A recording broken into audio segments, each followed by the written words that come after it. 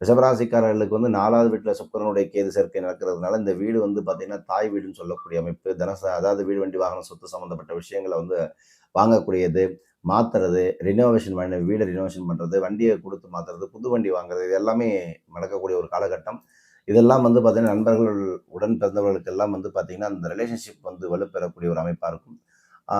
அதே போல் இந்த பார்ட்னர்ஷிப் சம்மந்தப்பட்ட விஷயங்கள் எல்லாம் செய்வதற்கு அந்த வாய்ப்புகள் தேடி வரக்கூடிய ஒரு காலகட்டம். புதிய வருமானங்களை உருவாக்கக்கூடிய ஒரு காலகட்டமாக இருக்க போது, உறவினர்களுடன் இருந்த உறவுகள் எல்லாம் இந்த கசப்புகள் எல்லாம் நீங்கி நல்லுறவை பெருக்கிக் கொள்வதற்கான ஒரு காலகட்டம்.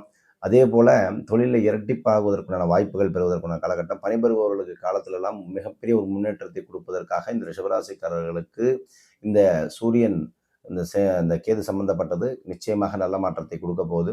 ஆனா இந்த 3 ராசிகளுக்குமே நீங்க எடுத்தோம் அப்படின்னு கேட்டீங்கன்னா, இது கண்டிப்பா இது வந்து எப்படி குடுக்குது அப்படின்னா, விருச்சிகத்தா இருந்தாலும் சரி, நீங்க ரிஷபமா இருந்தாலும் சரி, கடகமா இருந்தாலும் சரி, 3க்குமே தொழில்ல வந்து இம்ப்ரூவ்மென்ட் குடுக்கறதுக்கு தான்